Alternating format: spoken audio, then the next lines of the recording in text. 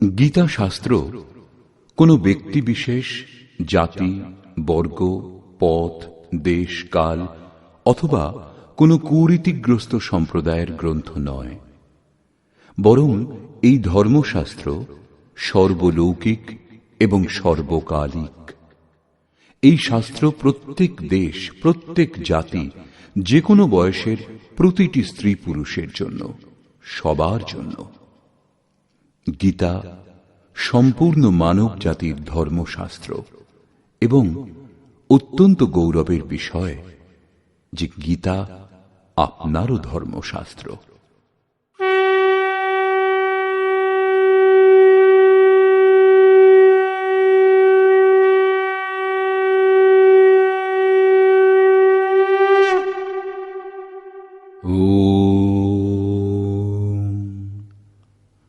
শ্রী পরমাত্মনে নমঃ।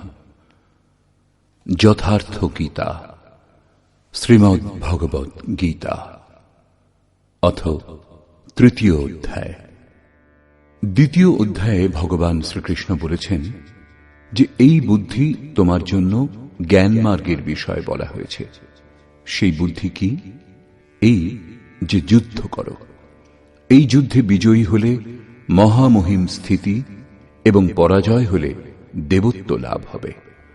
জয়লাভ করলে সর্বস্ব এবং পরাভব হলে দেবত্ব, কিছু লাভ হবেই। অতএব এই দৃষ্টিতে লাভ লোকসান দুটিতেই কিছু না কিছু লাভ হবে, কিঞ্চিত মাত্র ক্ষতি নেই।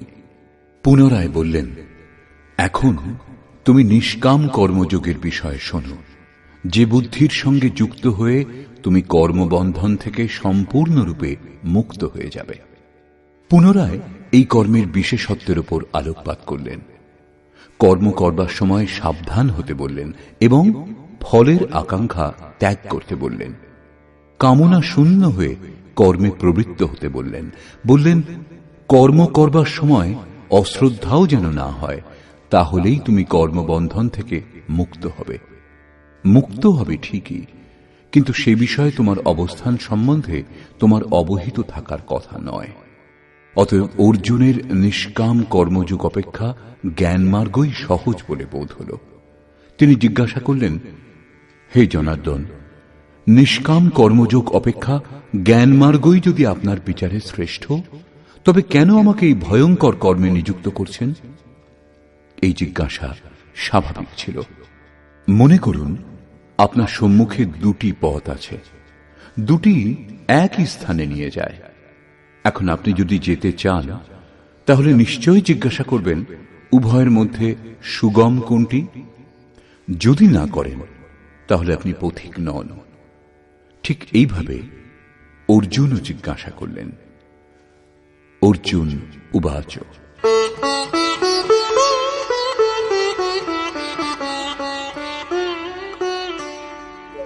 जायसी चेत् कर्मणस्ते मता बुद्धिर्जनार्दन तत्किं कर्मणि घोरे मां नियोजयसि केशव। জনগণের প্রতি দয়ালু জনার্দন, যদি নিষ্কাম কর্মযোগ অপেক্ষা জ্ঞানযোগ শ্রেষ্ঠ বলে আপনার অভিমত, তাহলে হে কেশব, আমাকে ভয়ঙ্কর কর্মযোগে কেন নিযুক্ত করছেন? নিষ্কাম কর্মযোগ অর্জুনের ভয়ঙ্কর বলে মনে হল, কারণ এতে কর্মেই তোমার অধিকার আছে, ফলে নয়। কর্ম করবার সময় অশ্রদ্ধাও যেন না হয় এবং নিরন্তর সমর্পণের মধ্যে দিয়ে যোগে দৃষ্টি নিবদ্ধ করে কর্মে প্রবৃত্ত হও। জ্ঞান মার্গে পরাজয় হলে দেবত্ব, জয়লাভ করলে মহামহিম স্থিতি লাভ হবে। লাভ লোকসান স্বয়ং নির্ণয় করে এগিয়ে যেতে হবে। অর্জুনের নিষ্কাম কর্মযোগ অপেক্ষা জ্ঞানযোগ সহজ বলে বোধ হল। সেজন্য তিনি নিবেদন করলেন,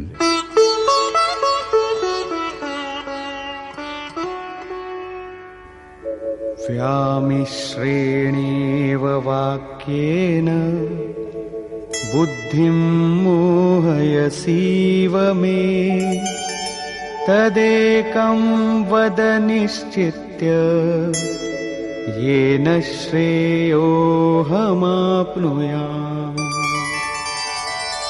আপনি এই মিশ্রিত বাক্যের দ্বারা আমার বুদ্ধি যেন মুগ্ধ করছেন। আপনি আমার বুদ্ধির মোহ দূর করবার জন্য প্রবৃত্ত হয়েছেন। অতএব উভয়ের একটি আমাকে নিশ্চয় করে বলুন, যার দ্বারা আমি শ্রেয়, পরম কল্যাণ, মোক্ষ লাভ করতে পারি। এই প্রসঙ্গে শ্রীকৃষ্ণ বললেন, শ্রী ভগবান উবাচ, লোকেऽस्मिन् द्विविधा निष्ठा पुरा प्रोक्ता मया नघ। ज्ञानयोगेन साङ्ख्यानाम् कर्मयोगेन योगिनाम्। হে নিষ্পাপ অর্জুন, এই লোকে সত্যানুসন্ধানের দুটি ধারার কথা পূর্বে আমার দ্বারা বলা হয়েছে। পূর্বের অর্থ সত্যযুগ অথবা ত্রেতা যুগ নয়, পরন্তু যা দ্বিতীয় অধ্যায়ে বলে এসেছি। জ্ঞানীগণের জন্য জ্ঞান মার্গ এবং যোগীগণের জন্য নিষ্কাম কর্মযোগ বলা হয়েছে। উভয় মার্গ অনুসারে কর্ম করতে হবে, কর্ম অনিবার্য।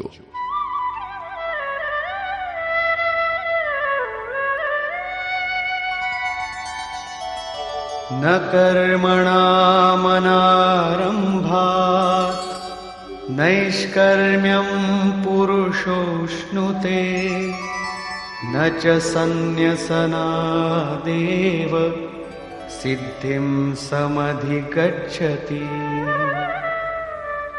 অর্জুন, কর্ম আরম্ভ না করে কেউ নৈষ্কর্ম লাভ করতে পারে না, এবং যে ক্রিয়া আরম্ভ করা হয়েছে তা পরিত্যাগ করলেই ভগবৎ প্রাপ্তিরূপ পরম সিদ্ধি লাভ হয় না। এখন তোমার জ্ঞান মার্গ ভালো লাগে অথবা নিষ্কাম কর্মমার্গ, উভয় মার্গেই কর্ম করতে হবে। প্রায় এই ক্ষেত্রে ভগবৎ পথে লোকে সহজ পথ এবং সুরক্ষা খুঁজতে আরম্ভ করে। কর্মানুষ্ঠান না করেই নিষ্কর্মী হওয়া যায়, যেন এই ধরনের ভুল না হয়। সেই জন্য শ্রীকৃষ্ণ জোর দিলেন যে কর্ম আরম্ভ না করে কেউ নৈষ্কর্ম লাভ করতে পারে না। শুভাশুভ কর্মের শেষ যেখানে, পরম নৈষ্কর্মের সেই স্থিতি কর্ম করেই লাভ করা যায়। সেইরূপ বহু লোকে বলে যে আমরা জ্ঞানমার্গী, জ্ঞানমার্গে কর্ম নেই। এইরূপ বললেই কর্মত্যাগী জ্ঞানী হয় না। যে ক্রিয়া আরম্ভ হয়েছে তা ত্যাগ করলেই কেউ ভগবৎ সাক্ষাৎকার রূপ পরম সিদ্ধি লাভ করে না। কারণ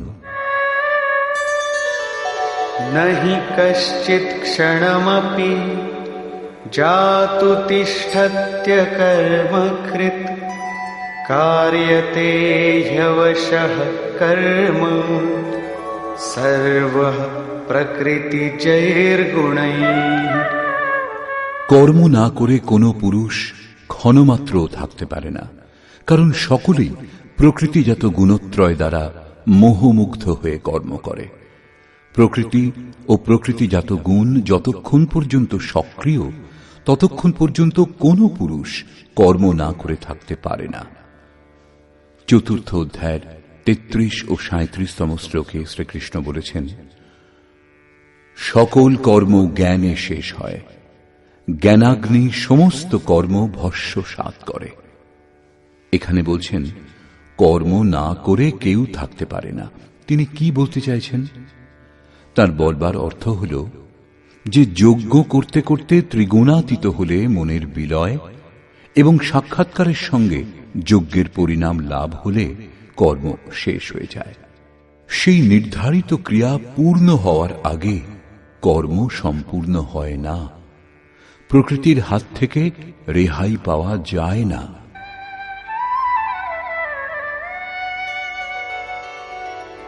कर्मेन्द्रियाणि संयम्य य आस्ते मनसा स्मरन् इन्द्रियार्थान् विमूढात्मा मिथ्याचार स उच्यते। তা সত্ত্বেও কিছু মূঢ় ব্যক্তি কর্মেন্দ্রিয়গুলি বলপূর্বক রুদ্ধ করে মনে মনে ইন্দ্রিয়ের ভোগ সমূহ স্মরণ করে তাদের মিথ্যাচারী, দাম্ভিক বলে, জ্ঞানী বলে না। একথা প্রমাণিত যে কৃষ্ণকালেও এই ধরনের সংস্কার ছিল। লোকে যা করণীয় তা ত্যাগ করে ইন্দ্রিয়গুলি বলপূর্বক রুদ্ধ করে বলে বেড়াত যে আমি জ্ঞানী, আমি পূর্ণ। কিন্তু শ্রীকৃষ্ণ বলছেন যে তারা সকলেই ধূর্ত। জ্ঞান মার্গ ভালো লাগুক অথবা নিষ্কাম কর্মযোগ, উভয় মার্গেই কর্ম করতে হবে।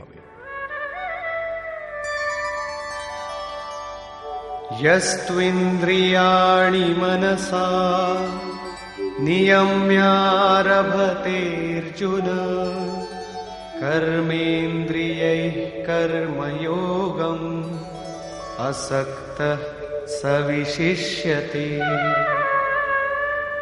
অর্জুন, যিনি মন থেকে ইন্দ্রিয় সমূহ সংযত করেন, যখন মনেও বাসনার স্ফুরণ হয় না, সর্বদা অনাসক্ত হয়ে কর্মেন্দ্রিয় দ্বারা কর্মযোগের আচরণ করেন, তিনি শ্রেষ্ঠ।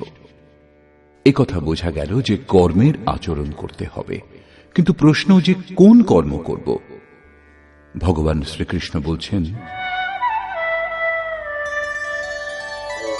নিয়তম কুরু কর্ম ত্বম কর্মজায়ো হ্যকর্মণঃ শরীরয়াত্রাপি চ তে ন প্রসিদ্ধেদ কর্মণঃ। অর্জুন, তুমি নির্ধারিত কর্ম করো, অর্থাৎ কর্মের সংখ্যা অনেক, কিন্তু তার মধ্যে নির্দিষ্ট যে কর্মটি সেই নিয়ত কর্ম করো। কর্ম না করা অপেক্ষা কর্ম করাই শ্রেয়, কারণ কর্ম করে অল্প দূরত্বও অতিক্রম করে থাকলে, যেমন পূর্বে বলেছেন, জন্ম মৃত্যুর মহাভয় থেকে উদ্ধার করে, সেই জন্য শ্রেয়। কর্ম না করলে তোমার দেহযাত্রাও নির্বাহ হবে না। দেহযাত্রার অর্থ লোকে বলে শরীর নির্বাহ। কিরূপ শরীর নির্বাহ? আপনি কি দেহ? এই পুরুষ জন্ম জন্মান্তর যুগ যুগান্তর ধরে দেহযাত্রাই তো করে আসছে। বস্ত্র জীর্ণ হলে অন্য বস্ত্র ধারণ করে। সেইরূপ কীট পতঙ্গ থেকে শুরু করে মানুষ পর্যন্ত, ব্রহ্মা থেকে শুরু করে যাবন্মাত্র জগৎ পরিবর্তনশীল।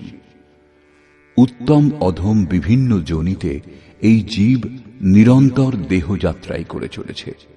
কর্মই এই দেহযাত্রা সম্পূর্ণ করে। মনে করুন, একটা মাত্র জন্ম নিতে হয়েছে, কিন্তু তবু যাত্রা তো সম্পূর্ণ হয়নি।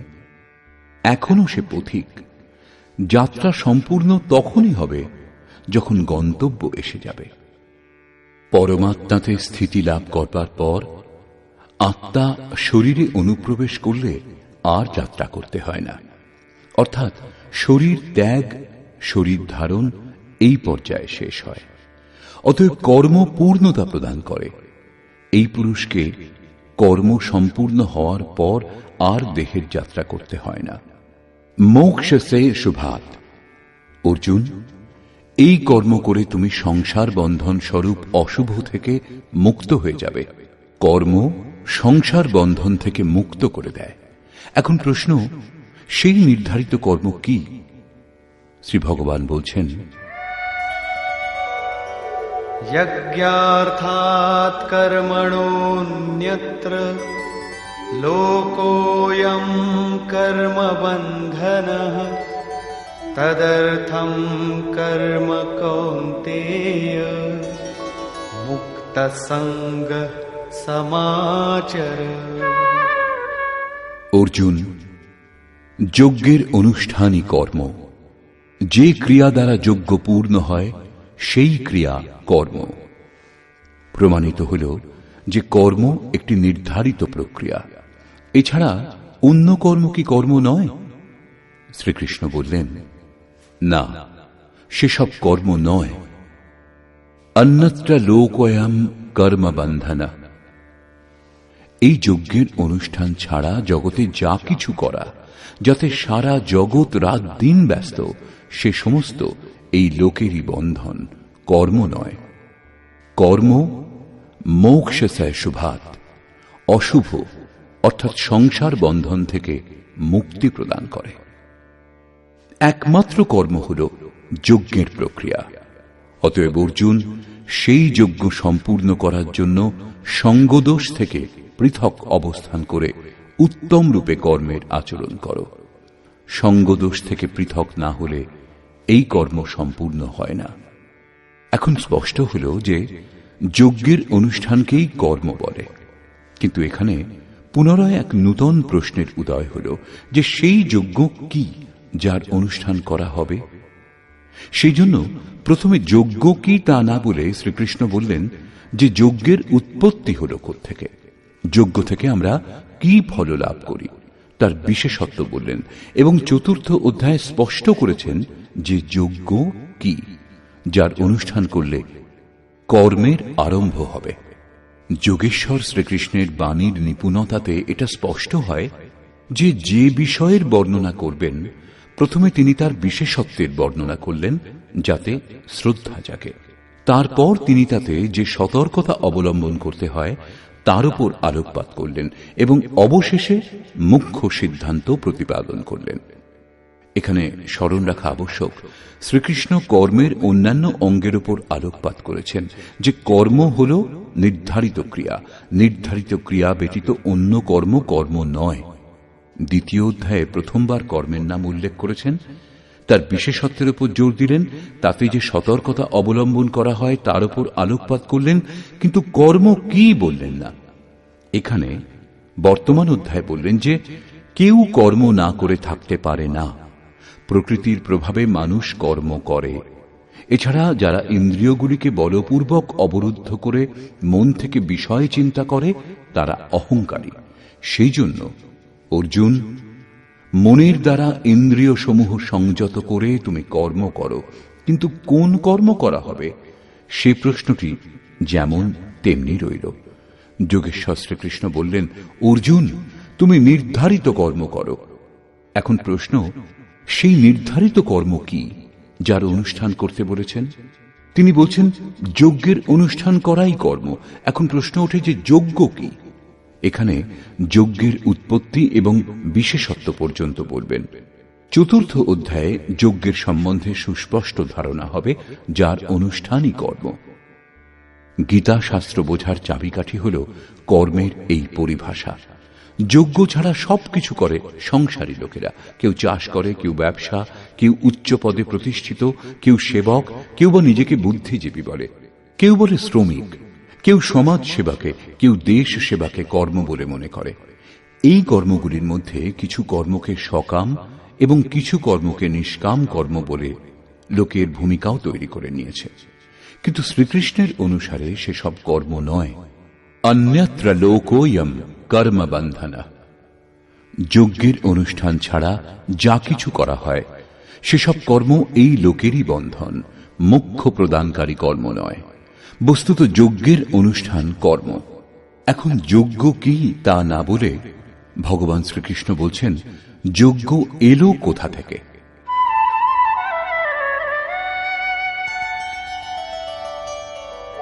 सहयज्ञाः प्रजा सृष्ट्वा पुरोवाच प्रजापतिः अनेन प्रसविष्यध्वम् एषवोस्त्विष्टकामधु। প্রজাপতি ব্রহ্মা কল্পারম্ভে যজ্ঞের সঙ্গে প্রজা সৃষ্টি করে বলেছিলেন, এই যজ্ঞ দ্বারা তোমরা বৃদ্ধিপ্রাপ্ত হও। এই যজ্ঞ তোমাদের ইষ্টকামধুক, যাতে অনিষ্ট না হয়, অবিনাশী ইষ্ট সম্বন্ধীয় কামনা পূর্ণ করুক।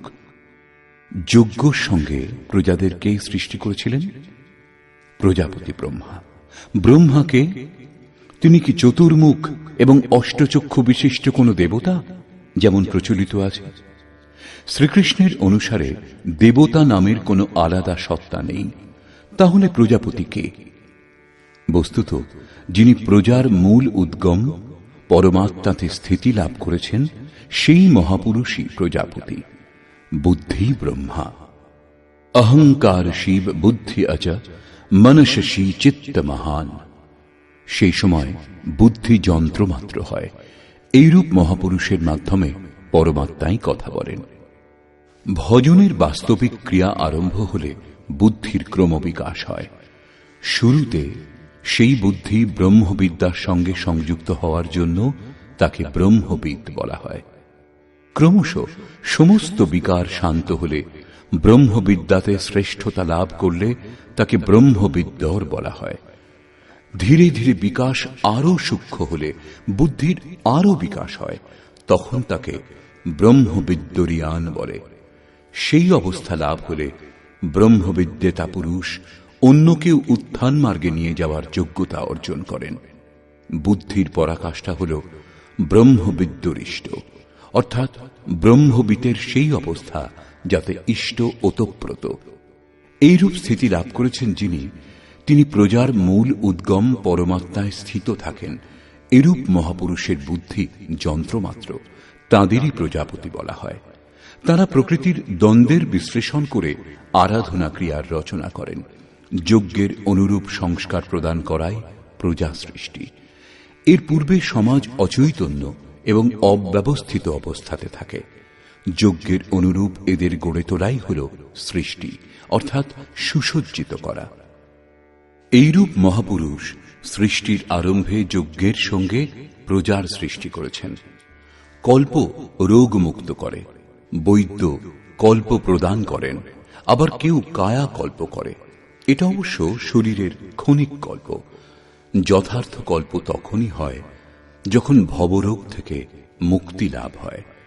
আরাধনার আরম্ভ এই কল্পের প্রারম্ভিক অবস্থা। আরাধনা সম্পূর্ণ হলেই কল্প সম্পূর্ণ হবে।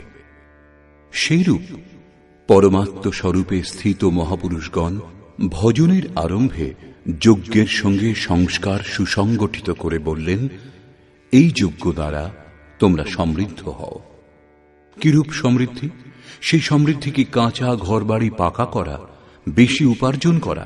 বলছেন না, যজ্ঞ ইষ্টকামধুক, ইষ্ট সম্বন্ধীয় কামনা পূর্ণ করবে। ইষ্ট একমাত্র পরমাত্মা, সেই পরমাত্মা সম্বন্ধীয় কামনা পূর্ণ করে এই যজ্ঞ। এখানে এ প্রশ্ন স্বাভাবিক যে যজ্ঞ সরাসরি পরমাত্মার প্রাপ্তি করাবে নাকি ক্রমে ক্রমে চলার পর?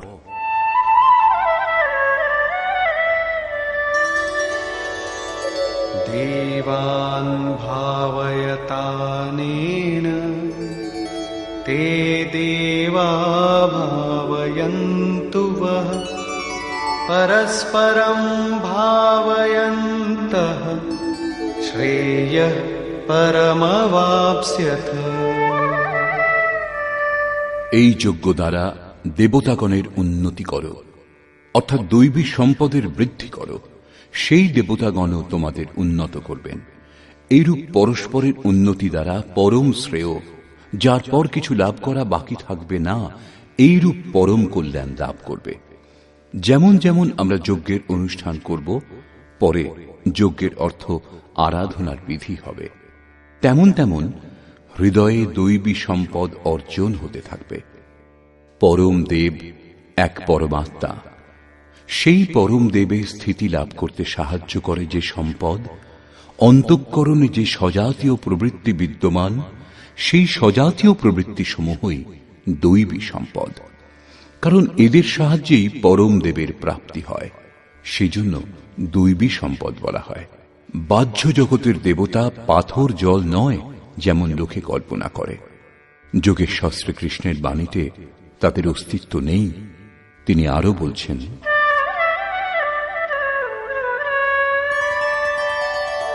ইষ্টান ভোগান নিবো দেবা দাস্যন্তে যজ্ঞভাবিতাঃ তৈর্দত্তান প্রদায়েভ্যো यो ভুঙ্ক্তেস্তেন এব সহ। যজ্ঞ দ্বারা সংবর্ধিত দেবতাগণ অর্থাৎ দৈবী সম্পদ আপনাকে ইষ্টান ভোগান হি দাস্যন্তে। ইষ্ট অর্থাৎ আরাধ্য সম্বন্ধীয় ভোগ প্রদান করবেন, অন্য কিছু নয়। তাই দত্তান, তিনি একমাত্র দাতা। ইষ্ট লাভের অন্য কোনো বিকল্প নেই। এই দৈবী গুণসমূহকে সংবর্ধন না করে যিনি এই স্থিতি ভোগ করেন তিনি নিশ্চয়ই চোর। যখন লাভ হয়নি তখন তিনি কি উপভোগ করবেন? কিন্তু বলেন অবশ্যই আমি পূর্ণ তত্ত্বদর্শী। এইরূপ মিথ্যাবাদী এই পথ থেকে মুখ লুকিয়ে বেড়ায়। তারা চোর, প্রাপ্তকর্তা নয়। কিন্তু যারা লাভ করেছেন তারা কি পেয়েছেন?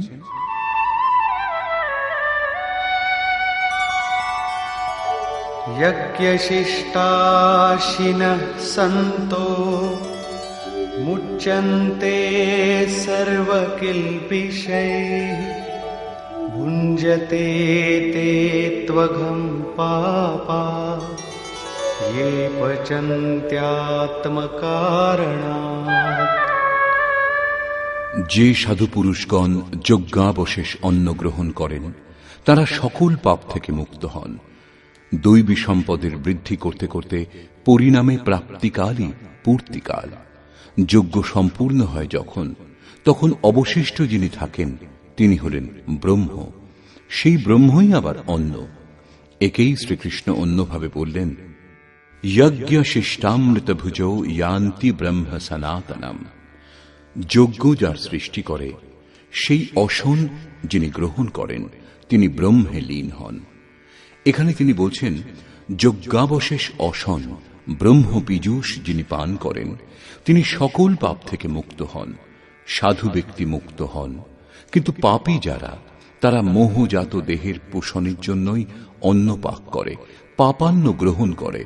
তারা ভজন করে, আরাধনা বুঝে অগ্রসরও হয়, কিন্তু পরিবর্তে কিছু কামনা করে। আত্মকারণাৎ দেহের এবং এই দেহের সম্বন্ধীয়দের কিছু লাভ হোক, তারা নিশ্চয়ই লাভ করবে, কিন্তু তা ভোগ করবার পর নিজেকে তারা সেখানেই দেখতে পাবে যেখান থেকে ভজন আরম্ভ করেছিল। এর থেকে বেশি ক্ষতি কি হতে পারে? যখন এই দেহটাই নশ্বর, তখন এর সুখ ভোগ কতদিন? তারা আরাধনা করে কিন্তু পরিবর্তে পাপ গ্রহণ করে। পলটি সুধাতে সঠ বিশলেহি, তা নষ্ট হবে না ঠিক, কিন্তু এগিয়েও যাবে না। সেজন্য শ্রীকৃষ্ণ নিষ্কাম হয়ে কর্ম অর্থাৎ ভজন করবার উপর জোর দিলেন। এখন পর্যন্ত শ্রীকৃষ্ণ বলেছেন যে যজ্ঞ পরম শ্রেয় প্রদান করে এবং মহাপুরুষই তার রচনা করেন। কিন্তু মহাপুরুষ প্রজা রচনার জন্য কেন প্রবৃত্ত হন এ সম্বন্ধে বলছেন,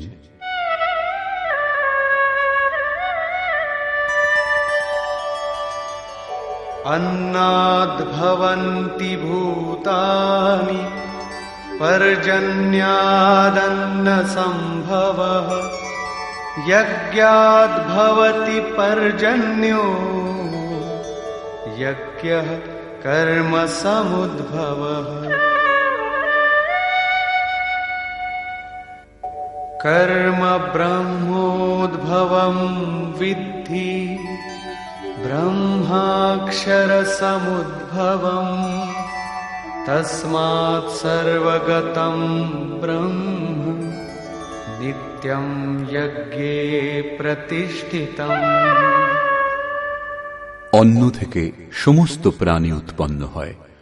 অন্নং ব্রহ্মেতি ব্যজানাৎ, পরমাত্মাই অন্ন। সেই ব্রহ্ম পীযূষকেই উদ্দেশ্য করে প্রাণীগণ যজ্ঞের দিকে অগ্রসর হয়। বৃষ্টি থেকে অন্নের উৎপত্তি হয়। মেঘ থেকে যে বৃষ্টি হয় তা নয়, পরন্তু কৃপা বৃষ্টি। পূর্ব সঞ্চিত যজ্ঞ কর্মই এই জন্মে যেখানে সাধনাতে ব্যবধান উৎপন্ন হয়েছিল সেখানেই ইষ্ট কৃপারূপে বর্ষিত হয়। আজকের আরাধনা কাল কৃপারূপে লাভ হবে, সেই জন্য যজ্ঞ দ্বারা বৃষ্টি হয়। স্বাহা উচ্চারণ এবং তিল জবের আহুতি মাত্র দিলেই যদি বর্ষা হতো, তাহলে বিশ্বের অধিকাংশ মরুভূমি অনুর্বর কেন রয়েছে? উর্বর হয়ে থাকত। এখানে যজ্ঞের পরিণাম কৃপা বৃষ্টি। এই যজ্ঞের অনুষ্ঠান কর্ম দ্বারা হয়। কর্ম করে গেলেই একদিন যজ্ঞ সম্পূর্ণ হয়। সেই কর্ম বেদ থেকে উৎপন্ন জানবে। বেদ হল ব্রহ্মস্থিত মহাপুরুষের বাণী। যে তত্ত্ব অবিদিত তার প্রত্যক্ষ অনুভূতির নাম বেদ, কিছু শ্লোক সংগ্রহ নয়। বেদ অবিনাশী পরমাত্মা থেকে উৎপন্ন হয়েছে জানবে। একথা মহাত্মাগণ বলেছেন, কিন্তু তাঁরা এবং পরমাত্মা ভিন্ন নন। তাঁদের মাধ্যমে অবিনাশী পরমাত্মাই কথা বলেন। সেই জন্যই বেদকে অপৌরুষেয় বলা হয়। মহাপুরুষগণ বেদ পেলেন কোথা থেকে? অবিনাশী পরমাত্মা থেকে বেদের জন্ম হয়েছে। সেই মহাপুরুষগণ, এবং তিনি অভিন্ন, তাঁরা যন্ত্রমাত্র। সেই জন্য তাঁদের মাধ্যমে পরমাত্মাই কথা বলেন। কারণ যজ্ঞের অনুষ্ঠান করে যখন মন নিরুদ্ধ হয়, তখনই পরমাত্মাকে জানা যায়। সেই জন্য সর্বব্যাপী পরম অক্ষর পরমাত্মা সর্বদা যজ্ঞেই প্রতিষ্ঠিত। যজ্ঞের অনুষ্ঠানই তাকে লাভ করবার একমাত্র উপায়। এরই উপর ভগবান জোর দিলেন। एवं प्रवर्तितं चक्रं नानुवर्तयति हयः अघायुरिन्द्रियारामो मोघं पार्थ सजीवति। হে পার্থ, যে ব্যক্তি ইহলোকে মনুষ্য দেহ লাভ করে এই সাধন চক্রের অনুসারে অনুষ্ঠান করে না, অর্থাৎ দৈবী সম্পদের উৎকর্ষ, দেবতাগণের বৃদ্ধি এবং পরস্পর বৃদ্ধি দ্বারা অক্ষয় ধাম লাভ, এই ক্রম অনুসারে যে কর্মে প্রবৃত্ত হয় না, ইন্দ্রিয়গুলির সুখ আকাঙ্ক্ষী সেই পাপী ব্যক্তি বৃথা জীবন ধারণ করে। বন্ধুগণ, যোগেশ্বর শ্রীকৃষ্ণ দ্বিতীয় অধ্যায়ে শুধু কর্মের নাম নিয়েছেন এবং বর্তমান অধ্যায়ে বলছেন নিয়ত কর্মের আচরণ করো। যজ্ঞের প্রক্রিয়াই কর্ম। এছাড়া যা কিছু করা হয় তা এই লোকেরই বন্ধন।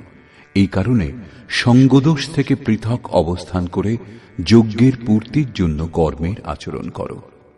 তিনি যজ্ঞের বিশেষত্বের উপর আলোকপাত করলেন এবং বললেন, যজ্ঞের উৎপত্তি হয়েছে ব্রহ্মা থেকে। প্রজা অন্যকে উদ্দেশ্য করে যজ্ঞে প্রবৃত্ত হয়। যজ্ঞ কর্ম থেকে এবং কর্ম অপৌরুষেয় বেদ থেকে উৎপন্ন হয়েছে। বেদ মন্ত্রগুলির দ্রষ্টা মহাপুরুষগণ ছিলেন। তাদের পুরুষকার বিলীন হয়ে গিয়েছিল। প্রাপ্তির পর শেষে অবিনাশী পরমাত্মাই শুধু থাকেন। সেই জন্য বেদ পরমাত্মা থেকে উৎপন্ন। সর্বব্যাপী পরমাত্মা সর্বদা যজ্ঞে প্রতিষ্ঠিত। এই সাধন চক্র অনুসারে যে আচরণ করে না, সেই পাপী ব্যক্তি ইন্দ্রিয় সমূহের সুখ আকাঙ্ক্ষী ব্যর্থই জীবন ধারণ করে। অর্থাৎ যজ্ঞ এমন বিধি যাতে ইন্দ্রিয়গুলির বিশ্রাম নেই, পরন্তু অক্ষয় সুখ বিদ্যমান। ইন্দ্রিয়গুলিকে সংযম করে এর আচরণ করবার বিধান। ইন্দ্রিয় সমূহের সুখ আকাঙ্ক্ষী যারা, তারা পাপী। এখনো শ্রীকৃষ্ণ বলছেন না যজ্ঞ কি, কিন্তু এই যজ্ঞ কি সারা জীবন করে যেতে হবে? কখনো কি সম্পূর্ণ হবে? এই প্রসঙ্গে যোগেশ্বর বলছেন,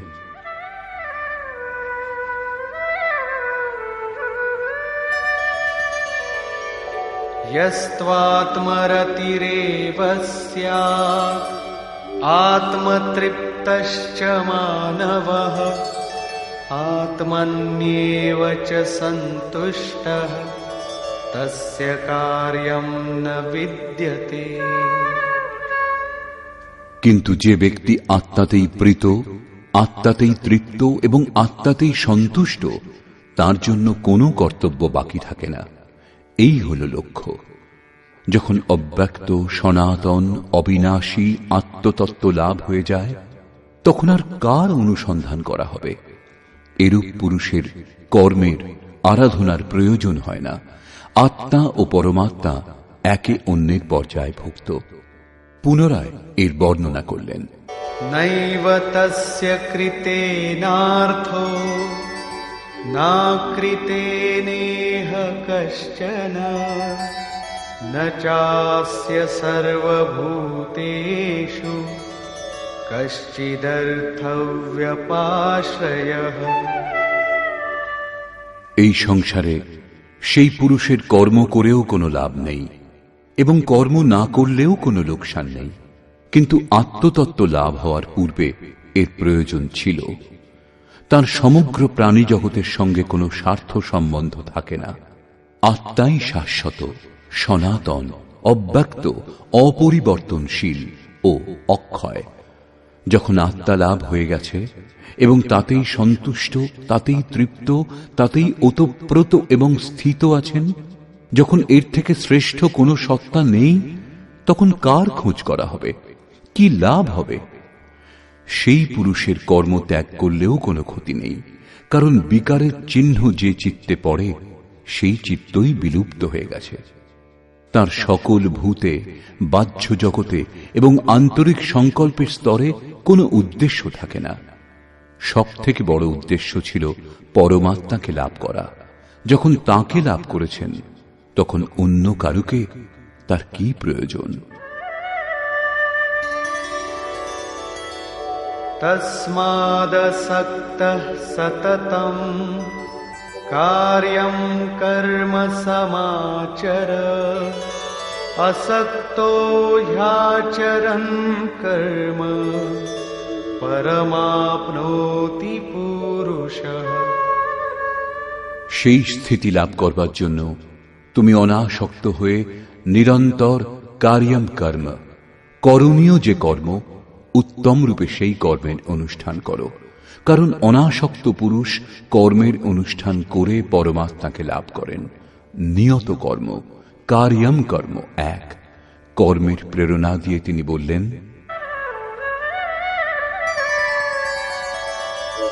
কর্মণৈব হি সংসিদ্ধিম আস্থিতা জনকাদয়ঃ লোকসংগ্রহমেবাপি সম্পশ্যন কর্তুমর্হসি।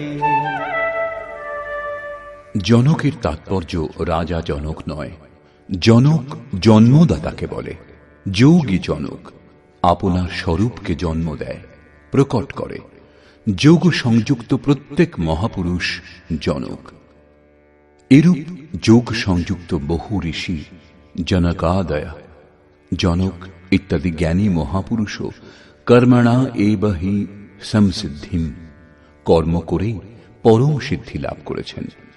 পরম সিদ্ধির অর্থ হল পরম তত্ত্ব পরমাত্মাকে লাভ করা। প্রাচীনকালে জনক ইত্যাদি যত মহর্ষি হয়েছেন, এই কার্যং কর্মের দ্বারা, যা যজ্ঞের প্রক্রিয়া, এই কর্ম করেই সমসিদ্ধিম, পরম সিদ্ধি লাভ করেছেন। কিন্তু লাভ করবার পর তাঁরাও লোক সংগ্রহের জন্য কর্ম করেন, লোককল্যাণের জন্য কর্ম করেন।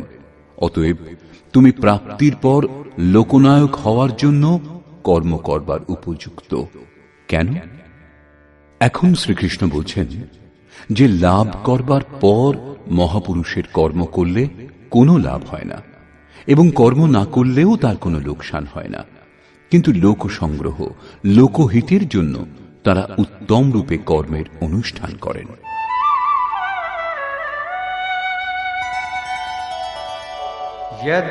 যদ্যদাচরতি শ্রেষ্ঠঃ তত্তদেবেতরো জনঃ স যৎপ্রমাণং কুরুতে লোকস্তদনুবর্ততে।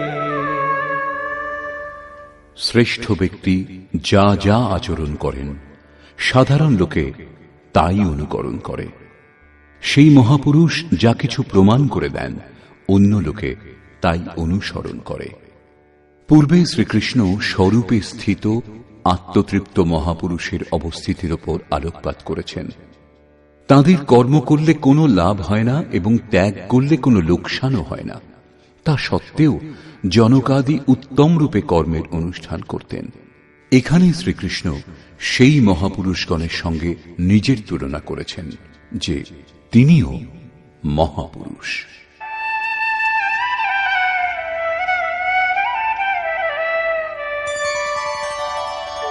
ন মে পার্থাস্তি কর্তব্যম ত্রিষু লোকেষু কিঞ্চন নানবাপ্তমবাপ্তব্যম বর্ত এব চ কর্মণি। হে পার্থ, তিন লোকে আমার কোনো কর্তব্য কর্ম নেই। পূর্বে বলেছেন সেই মহাপুরুষের সর্বভূতের প্রতি কোনো কর্তব্য নেই।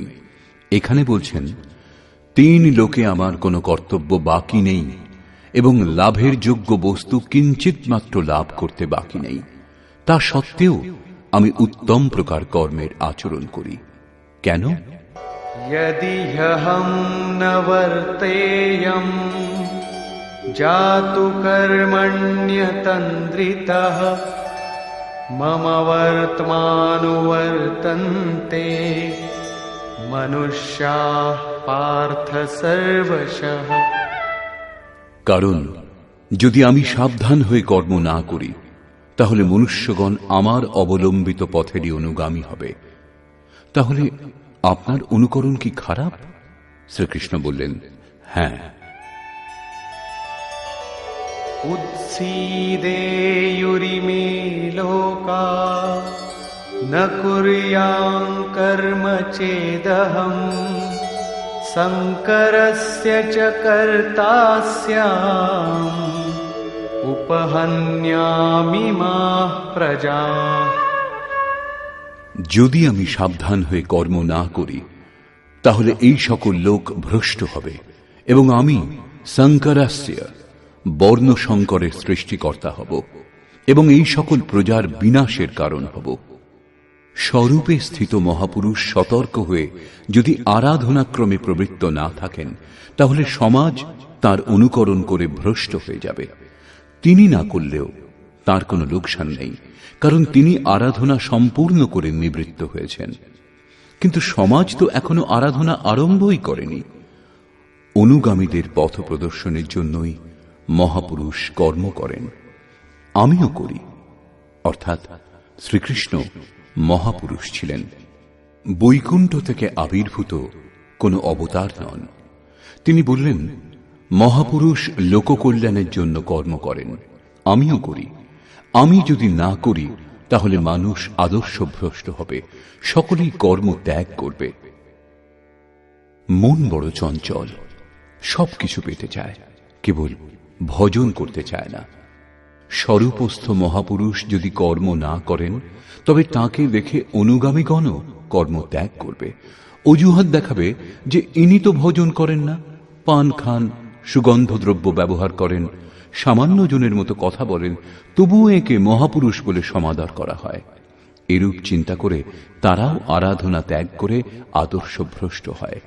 শ্রীকৃষ্ণ বললেন, যদি আমি কর্ম না করি, তাহলে সকলেই ভ্রষ্ট হবে এবং আমি বর্ণ সংকর দোষের মূল কারণ হব।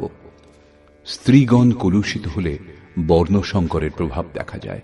অর্জুনও এই ভয়ে ব্যাকুল ছিলেন যে স্ত্রীগণ কলুষিত হলে বর্ণ সংকর উৎপন্ন হবে।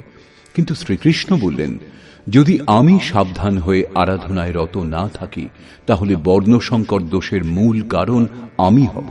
বস্তুত আত্মার শুদ্ধ বর্ণ পরমাত্মা। নিজের শাশ্বত স্বরূপের পথ থেকে ভ্রষ্ট হওয়াই বর্ণ সংকরতা। স্বরূপস্থ মহাপুরুষ আরাধনা ক্রিয়াতে প্রবৃত্ত না থাকলে অনুগামীগণ তাকে অনুকরণ করতে গিয়ে ক্রিয়ারহিত হয়ে যাবে, আত্মপথ থেকে ভ্রষ্ট হবে, বর্ণ সংকর হয়ে যাবে। তারা প্রকৃতির মোহে মুগ্ধ হবে। স্ত্রীগণের সতীত্ব এবং জাতির শুদ্ধতা এগুলি সামাজিক ব্যবস্থা, অধিকারের প্রশ্ন।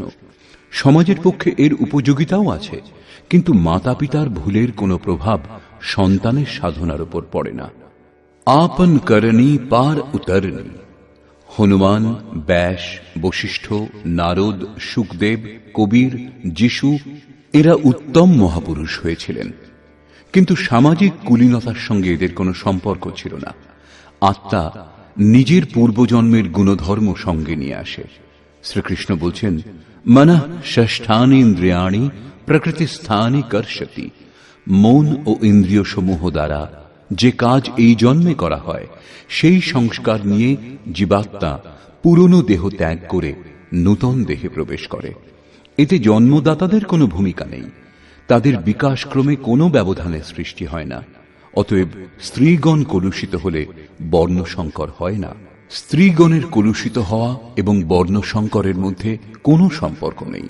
শুদ্ধ স্বরূপের দিকে অগ্রসর না হয়ে প্রকৃতিতে মুগ্ধ হওয়াকেই বর্ণ সংকর বলে। মহাপুরুষ যদি সাবধান হয়ে ক্রিয়াতে নিয়ত কর্মে প্রবৃত্ত না থাকেন এবং অন্য লোকদের দিয়ে ক্রিয়া না করান, তাহলে তিনি সেই সকল প্রজার হননকারী, বিনাশক হন। সাধনাক্রমে চলে সেই মূল অবিনাশীকে লাভ করাই জীবন, এবং প্রকৃতিতে মুগ্ধ হওয়া, পথভ্রষ্ট হওয়াই মৃত্যু। কিন্তু মহাপুরুষ যদি এই সকল প্রজাদের ক্রিয়াপথে চালিত না করেন, সেই সকল প্রজাদের সংযত করে সৎ পথে না চালান, তাহলে তিনি সকল প্রজার হননকর্তা, হিংসক হবেন। এবং যিনি স্বয়ং চলে অন্যকেও সেই পথে চালান, তিনি শুদ্ধ অহিংসক। গীতা শাস্ত্র অনুসারে দেহের মৃত্যু নশ্বর কলেবরের মৃত্যু, পরিবর্তন মাত্র, হিংসা নয়।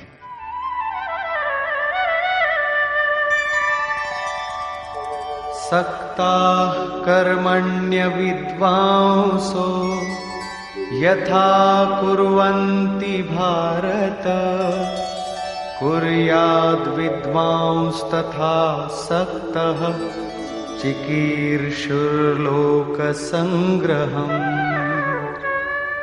হে ভারত, অজ্ঞানীগণ আসক্ত হয়ে যেরূপ কর্ম করেন, পূর্ণ জ্ঞাতা বিদ্বান অনাসক্ত হয়ে লোকহৃদয়ে প্রেরণা এবং কল্যাণ সংগ্রহের জন্য সেই রূপ কর্ম করেন। যজ্ঞের বিধি জেনেও করেও আমরা অজ্ঞানী। জ্ঞানের অর্থ হল প্রত্যক্ষভাবে জানা। যতক্ষণ আমরা লেশমাত্র আরাধ্য থেকে পৃথক, ততক্ষণ অজ্ঞান বিদ্যমান। যতক্ষণ অজ্ঞান বিদ্যমান, ততক্ষণ কর্মে আসক্তি থাকে। অজ্ঞানী যতটা আসক্ত হয়ে আরাধনা করেন, ততটাই অনাসক্ত। যার কর্ম করবার প্রয়োজন নেই, তার আসক্তি কেন হবে? এরূপ পূর্ণ জ্ঞাতা মহাপুরুষও লোকহিতের জন্য কর্ম করেন, দৈবী সম্পদের উৎকর্ষ করেন, যাতে সমাজ সেই পথে চলতে পারে।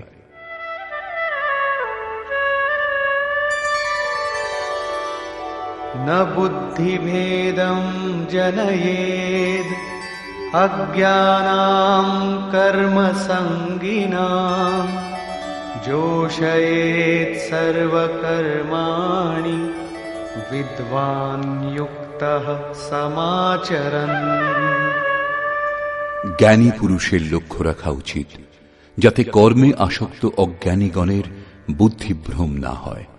অর্থাৎ স্বরূপস্থ মহাপুরুষগণ সতর্ক হয়ে আচরণ করবেন, যাতে অনুগামীদের মনে কর্মের প্রতি অশ্রদ্ধা উৎপন্ন না হয়। পরমাত্ম তত্ত্বের সঙ্গে সংযুক্ত মহাপুরুষের উচিত স্বয়ং উত্তম রূপে নির্ধারিত কর্ম করে তাদেরও সেই কর্ম করবার জন্য প্রেরণা দান। এই কারণেই চিত্রকূট অনুসূয়া আশ্রমে পূজ্য মহারাজজি বৃদ্ধাবস্থাতেও রাত 2টোয় উঠতেন এবং রাত 3টে আশ্রমবাসী সাধকদের ডেকে তুলে বলতেন, মাটির পুতুলরা ওঠো সবাই। আশ্রমবাসীগণ উঠে যে যার চিন্তন ক্রিয়ায় মগ্ন হয়ে যেতেন। তখন তিনি কিছুক্ষণ গড়িয়ে পুনরায় উঠে বসতেন এবং বলতেন, তোমরা মনে চিন্তা করো যে মহারাজজি শুয়ে আছেন, কিন্তু আমি ঘুমাই না, শ্বাস প্রশ্বাস ক্রিয়ায় রত আছি। এখন বৃদ্ধাবস্থা, বসতে কষ্ট হয়, তাই আমি পড়ে থাকি। কিন্তু তোমাদের তো স্থির ও সোজা হয়ে বসে চিন্তন করা উচিত।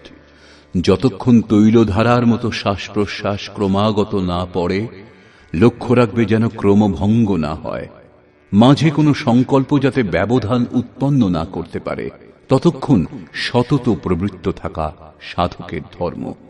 আমার শ্বাস এখন বাঁশের মতো স্থির দাঁড়িয়ে গেছে। অনুগামীদের জন্য মহাপুরুষগণ উত্তম রূপে কর্মে প্রবৃত্ত থাকেন। জিস গুণ কো শিখাবে উসে করকে দিখাবে, অর্থাৎ আপনি আচরি ধর্ম জীবেরে শিখায়। এইরূপ স্বরূপস্থ মহাপুরুষের উচিত স্বয়ং কর্মে প্রবৃত্ত থেকে সাধকদেরও আরাধনায় প্রবৃত্ত হওয়ার জন্য প্রেরণা দান। সাধকদেরও শ্রদ্ধাপূর্বক আরাধনা ক্রিয়াতে প্রবৃত্ত হওয়া উচিত। কিন্তু জ্ঞানযোগী হন অথবা নিষ্কাম কর্মযোগী, সাধকের অহংকার হওয়া উচিত নয়। কার দ্বারা কর্ম হয়, কর্ম সম্পাদনের কারণ কি, এর ওপর শ্রীকৃষ্ণ আলোকপাত করলেন।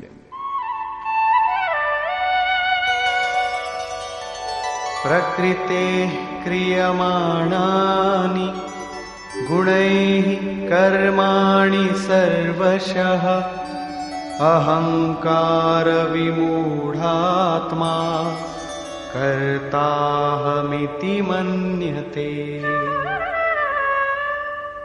আরম্ভ থেকে পূর্ণ হওয়া পর্যন্ত কর্ম প্রকৃতির গুণত্রয় দ্বারা সম্পাদিত হয়।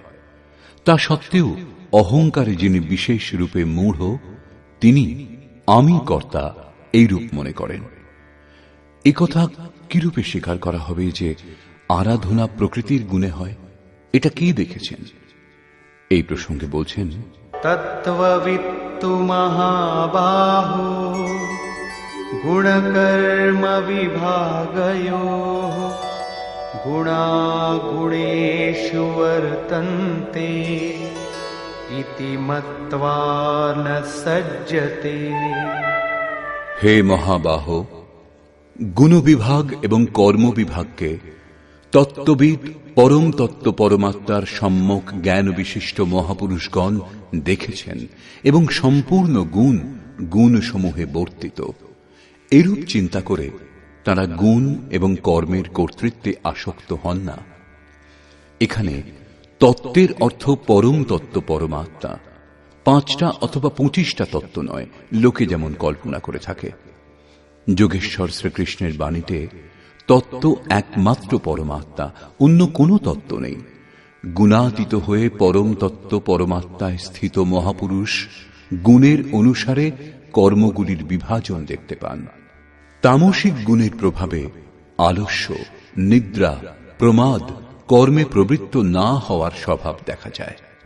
রাজসিক গুণের প্রভাবে আরাধনা থেকে সরে না আসার স্বভাব, শৌর্য এবং স্বামী ভাব দেখা যায়। সাত্ত্বিক গুণ কার্যরত হলে ধ্যান, সমাধি, অনুভবে উপলব্ধি, নিরন্তর চিন্তন, সরল স্বভাব হয়। গুণ পরিবর্তনশীল। প্রত্যক্ষদর্শী জ্ঞানী বুঝতে পারেন গুণ অনুসারে কর্মের উৎকর্ষ অপকর্ষ হয়। গুণ নিজের কর্ম করিয়ে নেয়, অর্থাৎ গুণ গুণে বর্তিত হয়। এরূপ চিন্তা করে প্রত্যক্ষ দ্রষ্টা কর্মে আসক্ত হন না। কিন্তু যিনি গুণের অতীত হতে পারেননি, এখনো পথিক, তাকে কর্মে আসক্ত থাকতে হবে। সেই জন্য বললেন, প্রকৃতের গুণ সম্মূঢ়াঃ সজ্জন্তে গুণকর্মসু তান কৃৎস্নবিদো মন্দান কৃৎস্নবিন্ন বিচালয়েৎ। প্রকৃতির গুণের দ্বারা মুগ্ধ পুরুষগণ কর্মে ক্রমশ নির্মল গুণের উন্নতি দেখে তাতে আসক্ত হন।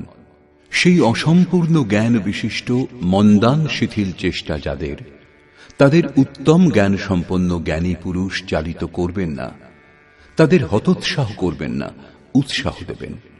কারণ কর্ম করেই পরম নৈষ্কর্ম স্থিতি লাভ হবে। নিজের শক্তি ও স্থিতি বুঝে কর্মে প্রবৃত্ত জ্ঞানমার্গী সাধকের উচিত গুণের প্রভাবে কর্মের আচরণ হচ্ছে বলে যেন মনে করেন। নিজেকে কর্তা ভেবে অহংকারী যেন না হয়ে যান।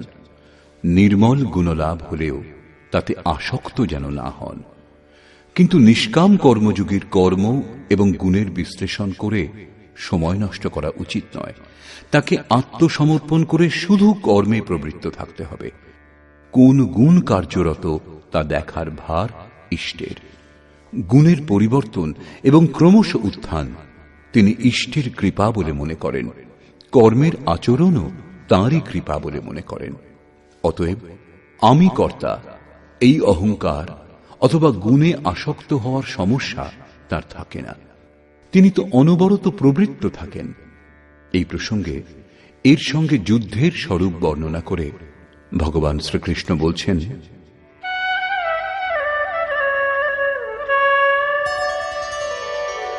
ময়ি সর্বাণি কর্মাণি সন্ন্যস্যাধ্যাত্মচেতসা নিরাশীর্নির্মমো ভূত্বা যুধ্যস্ব বিগতজ্বরঃ।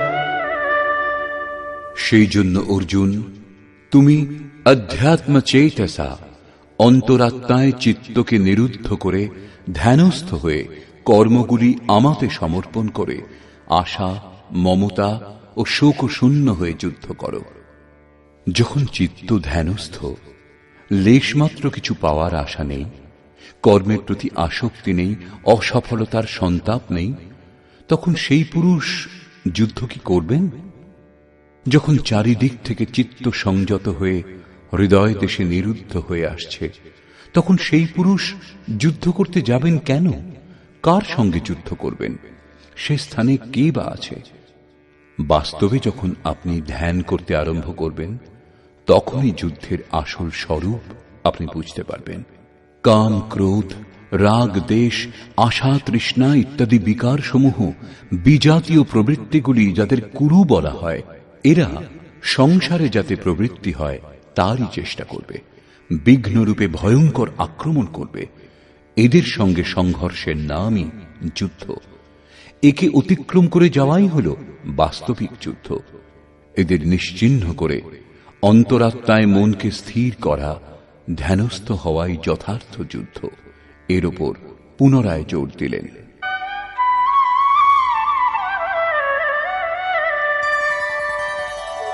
ये मे मतमिदं नित्यम् अनुतिष्ठन्ति मानवाः श्रद्धावन्तो न सूयन्तो मुच्यन्ते तेऽपि कर्मभिः।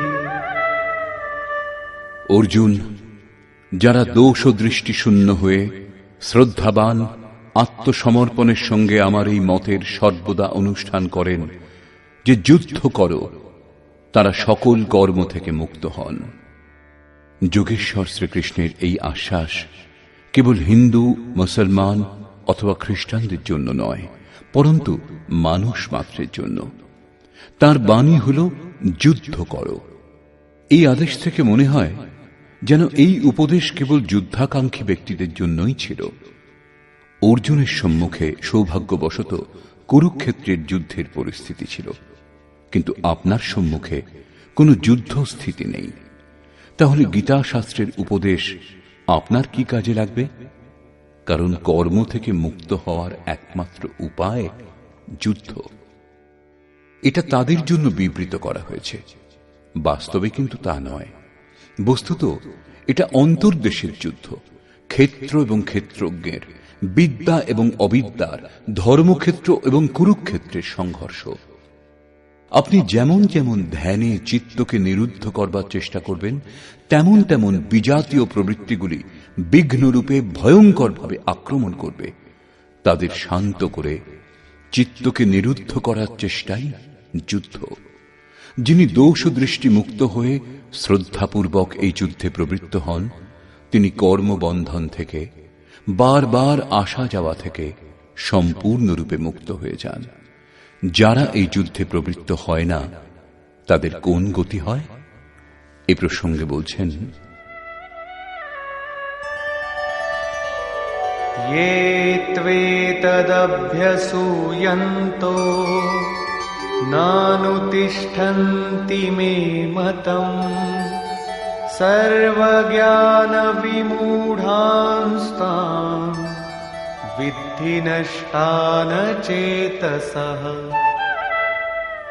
যে দোষ দৃষ্টিযুক্ত অচেতসঃ অর্থাৎ মোহনিশায় অচেতন ব্যক্তিগণ আমার এই মতের অনুসারে অনুষ্ঠান করে না, অর্থাৎ ধ্যানস্থ হয়ে আশা, মমতা, সন্তাপ রহিত হয়ে আত্মসমর্পণ করে যুদ্ধে প্রবৃত্ত হয় না, সর্বজ্ঞান বিমূঢ়ান, জ্ঞান পথে সর্বদা মোহমুক্ত সেই ব্যক্তিগণকে তুমি কল্যাণভ্রষ্টই জানবে।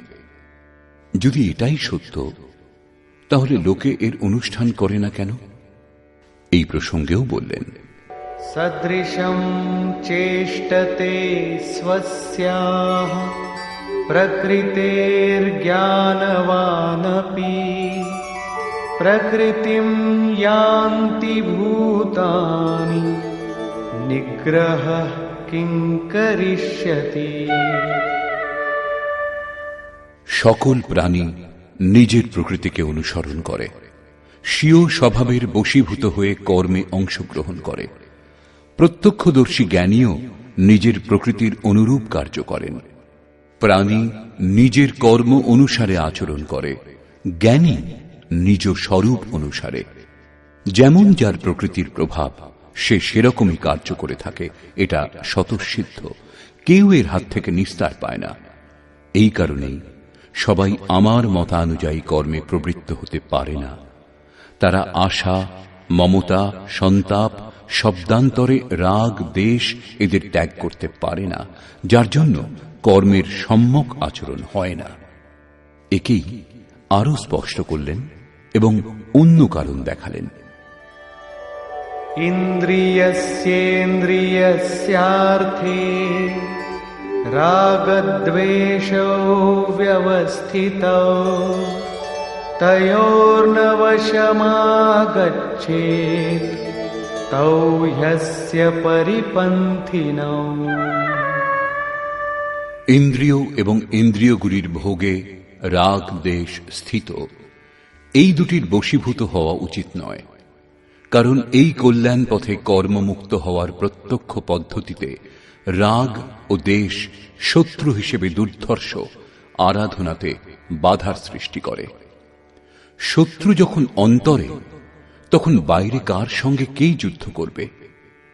ভোগের সংসর্গে শত্রু থাকে এবং আমাদের অন্তঃকরণেই বাস করে। কাজেই এই যুদ্ধ অন্তঃকরণের যুদ্ধ। কারণ দেহটাই ক্ষেত্র, যার মধ্যে স্বজাতীয় বিজাতীয় দুটি প্রবৃত্তি বিদ্যা এবং অবিদ্যা রূপে থাকে, যারা মায়ারই দুটি অঙ্গ। এই প্রবৃত্তিগুলির অতীত হওয়া, স্বজাতীয় প্রবৃত্তিকে আয়ত্ত করে বিজাতীয়কে নিশ্চিহ্ন করাই যুদ্ধ। বিজাতীয় নিশ্চিহ্ন হলে স্বজাতীয়ের উপযোগিতা আর থাকে না। স্বরূপের ছোঁয়ায় স্বজাতীয় তার অন্তরালে বিলীন হয়ে যায়। এইভাবে প্রকৃতির পার পাওয়াই যুদ্ধ, যা ধ্যান দ্বারা সম্ভব। রাগ দেশ শান্ত করতে সময় লাগে। সেই জন্য বহু সাধক ক্রিয়া ত্যাগ করে সহসা মহাপুরুষের অনুকরণ করতে আরম্ভ করেন। শ্রীকৃষ্ণ এর থেকে সাবধান করলেন।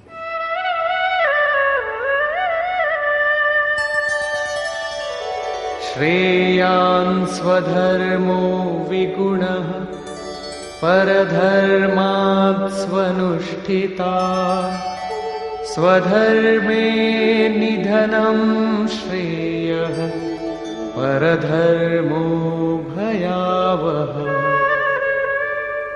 একজন সাধক 10 বছর ধরে সাধনায় প্রবৃত্ত এবং অন্য একজন আজ সাধনায় প্রবৃত্ত হয়েছে।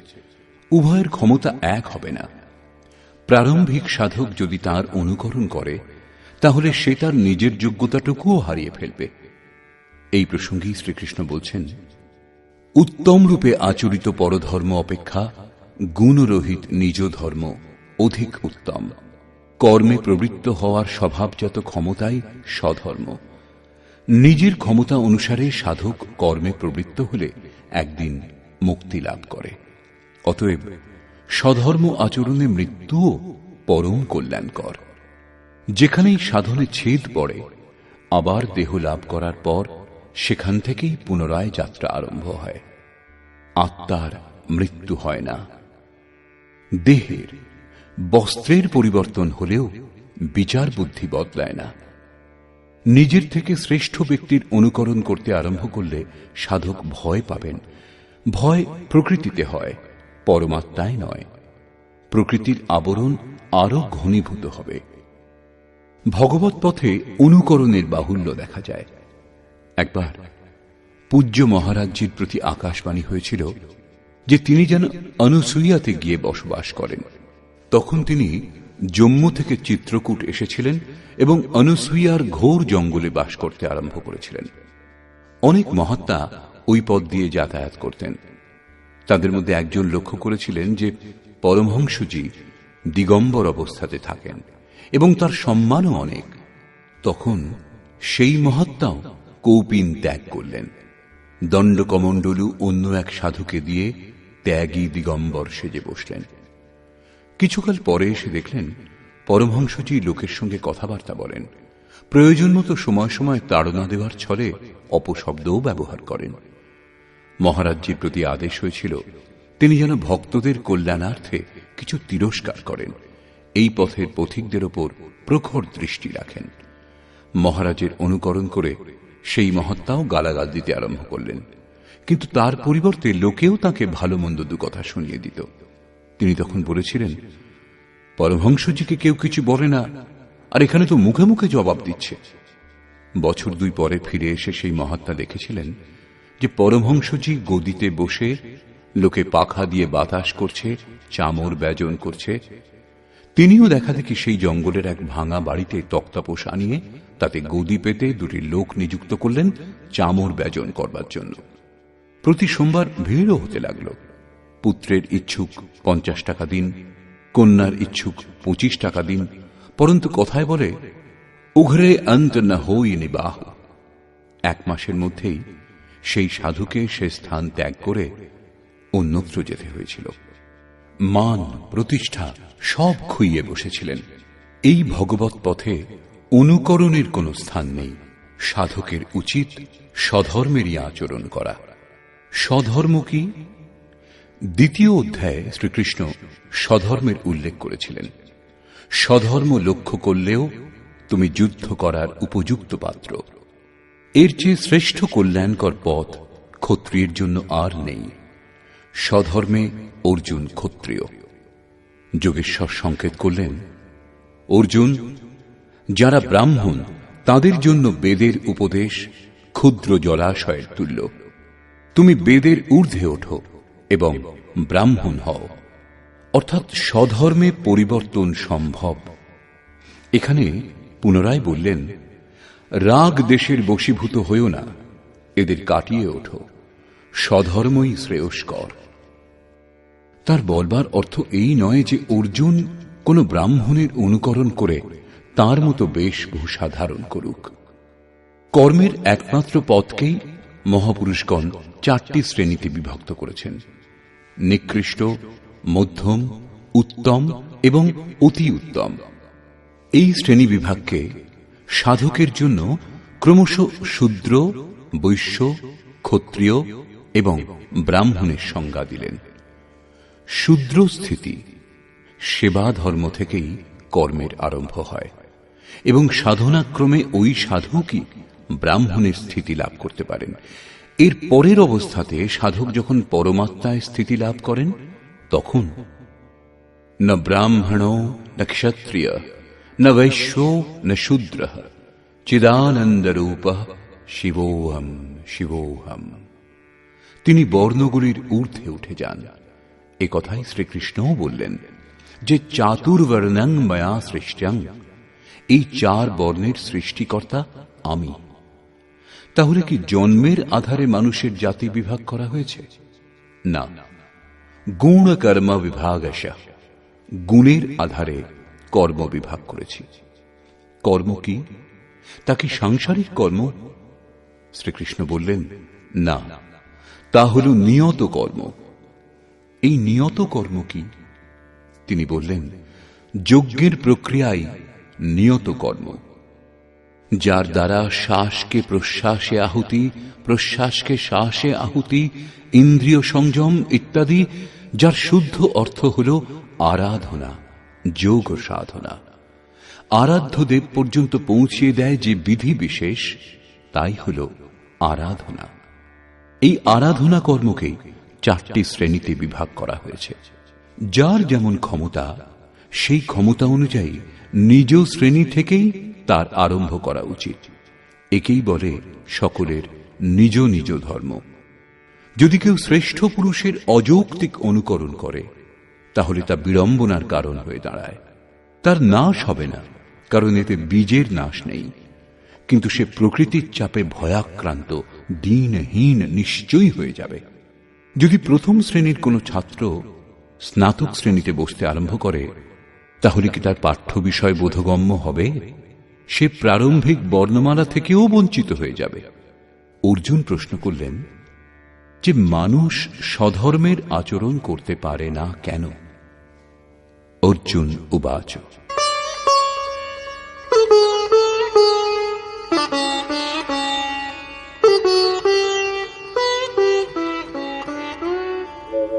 अथ केन प्रयुक्तोऽयं पापं चरति पुरुषः अनिच्छन्नपि वार्ष्णेय बलादिव नियोजितः। हे कृष्ण, মানুষ কার দ্বারা চালিত হয়ে অনিচ্ছা সত্ত্বেও যেন বলপূর্বক নিযুক্ত হয়ে পাপাচরণে প্রবৃত্ত হয়, আপনার মতানুসারে চলতে পারে না কেন? এই প্রসঙ্গে যোগেশ্বর শ্রীকৃষ্ণ বললেন, শ্রী ভগবানুবাচ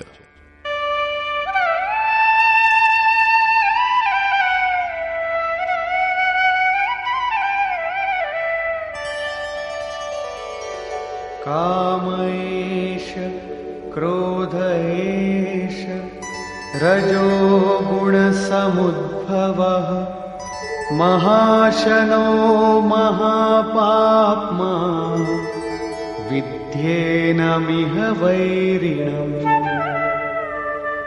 অর্জুন, রজোগুণজাত এই কাম এবং এই ক্রোধ অগ্নির ন্যায় ভোগে অতৃপ্ত, অত্যন্ত ক্ষতিকারক।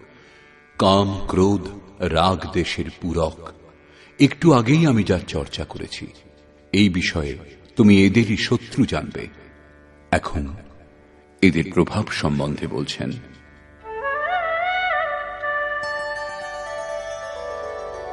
धूमेनाव्रियते वह्निः यथादर्शो मलेन च यथोल्बेनावृतो गर्भः तथा तेनेदमावृतम्।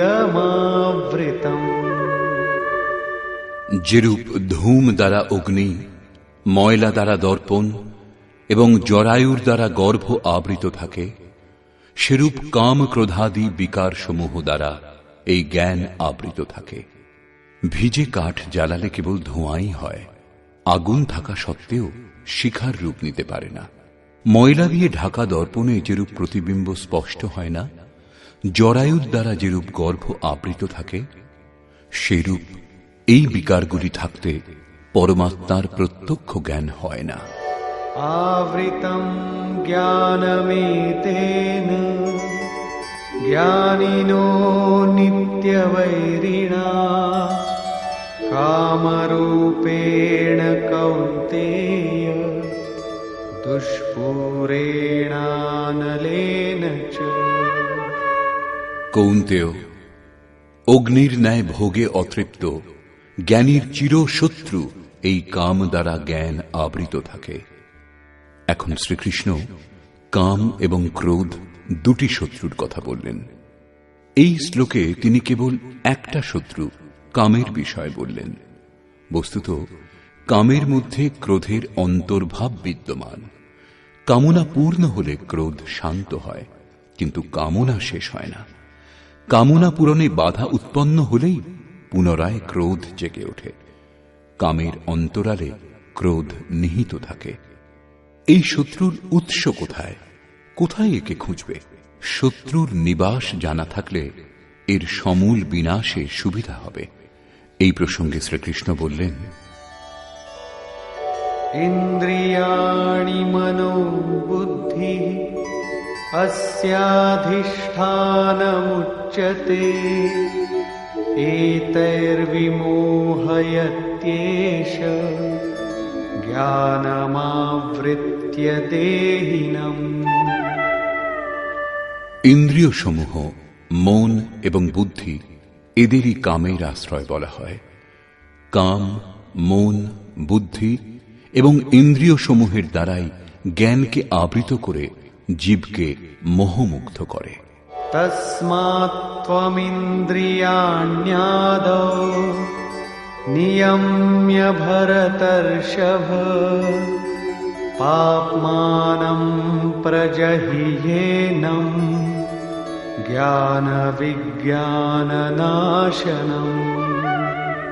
সেই জন্য অর্জুন, তুমি আগে ইন্দ্রিয়গুলিকে নিয়ম্য সংযত করো, কারণ এর অন্তরালে শত্রু বিদ্যমান।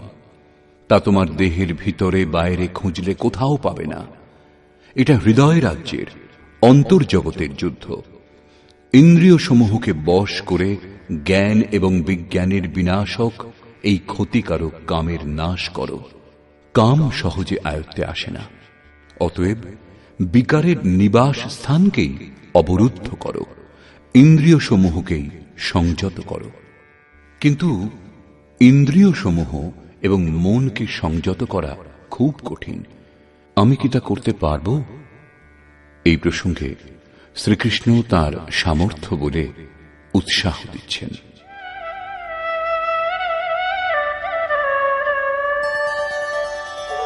ইন্দ্রিয়াণি পরাণ্যাহুঃ ইন্দ্রিয়েভ্যঃ পরম মনঃ মনসস্তু পরা বুদ্ধিঃ ইয়ো বুদ্ধেঃ পরতস্তু সঃ।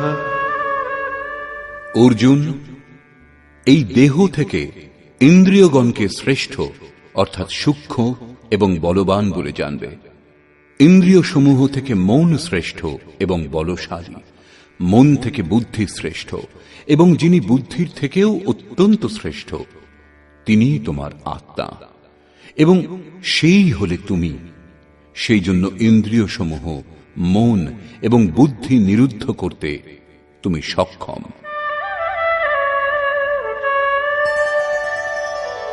एवं बुद्धेः परं बुद्ध्वा संस्तभ्यात्मानमात्मना जहि शत्रुं महाबाहो कामरूपं दुरासदम्।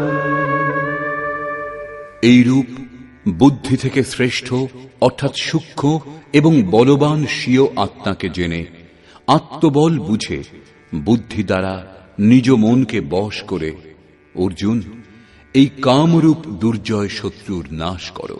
নিজের শক্তি বুঝে এই দুর্জয় শত্রুর নাশ করো। কাম দুর্জয় শত্রু। ইন্দ্রিয়গুলির সাহায্যে কাম আত্মাকে মোহমুগ্ধ করে। তাই নিজের শক্তি বুঝে আত্মাকে বলবান জেনে কামরূপ শত্রুর বিনাশ করো। এখানে বলা আবশ্যক, এই শত্রু আন্তরিক এবং যুদ্ধ অন্তর্জগতেরই।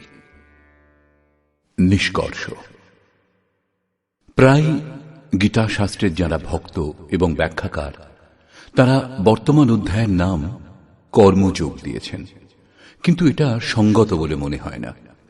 দ্বিতীয় অধ্যায়ে যোগেশ্বর কর্মের নাম নিয়েছেন। তিনি কর্মের মহত্ব প্রতিপন্ন করে তার মনে কর্মজিজ্ঞাসা জাগ্রত করলেন, এবং বর্তমান অধ্যায়ে তিনি কর্মকে পরিভাষিত করলেন যে যজ্ঞের প্রক্রিয়া কর্ম। এখানে একথা প্রমাণিত হচ্ছে যে যজ্ঞ কোনো নির্ধারিত দিক অর্থাৎ বিধি বিশেষ। এছাড়া জগতে যা কিছু করা হয় তা এই লোকেরই বন্ধন। শ্রীকৃষ্ণ যে কর্ম সম্বন্ধে বলবেন সে কর্ম মোক্ষসে শুভাত অর্থাৎ সংসার বন্ধন থেকে মুক্তিদায়ক কর্ম। শ্রীকৃষ্ণ যজ্ঞের উৎপত্তির বিষয়ে বললেন। যজ্ঞ থেকে আমরা কি ফল লাভ করি তার বিশেষত্বের চিত্রণ করলেন। যজ্ঞ অনুষ্ঠানের উপর জোর দিলেন। তিনি বললেন, এই যজ্ঞের প্রক্রিয়াই কর্ম। যে অনুষ্ঠান করে না সে পাপী, আরাম প্রিয়, ব্যর্থই জীবন ধারণ করে। পূর্ব মহর্ষিগণও কর্ম করে পরম নৈষ্কর্ম সিদ্ধি লাভ করেছিলেন। তারা আত্মতৃপ্ত, তাদের আর কর্মের প্রয়োজন নেই। তবুও অনুগামীদের পথ প্রদর্শনের জন্য তারা উত্তম রূপে কর্মে প্রবৃত্ত থাকেন। সেই মহাপুরুষগণের সঙ্গে শ্রীকৃষ্ণ নিজের তুলনা করলেন। বললেন, আমারও আর কর্ম করবার প্রয়োজন নেই, কিন্তু অনুগামীদের মঙ্গলের জন্য আমিও সর্বদা কর্মে প্রবৃত্ত। শ্রীকৃষ্ণ স্পষ্ট পরিচয় দিলেন যে তিনিও যোগী। তিনি কর্মে প্রবৃত্ত সাধকগণকে বিচলিত করতে নিষেধ করলেন, কারণ কর্ম করেই সেই সাধককে পরম স্থিতি লাভ করতে হবে, না করলে নাশ হয়ে যাবে। এই কর্ম অনুষ্ঠানের জন্য শ্রীকৃষ্ণ ধ্যানস্থ হয়ে যুদ্ধ করতে বললেন। দুচোখ বন্ধ, ইন্দ্রিয় সমূহ সংযত করে, মন নিশ্চল করে চিত্ত নিরুদ্ধ করার অভ্যাস। সে কিরকম যুদ্ধ?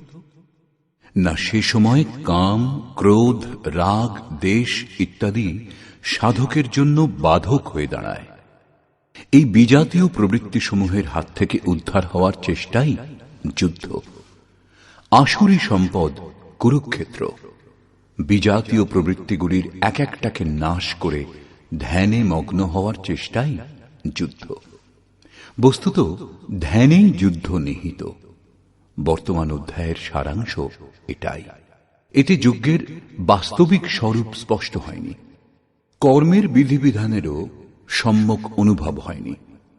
যজ্ঞের স্বরূপ স্পষ্ট হলেই কর্ম কি তা বোঝা যাবে। এখনো কর্ম স্পষ্ট হয়নি।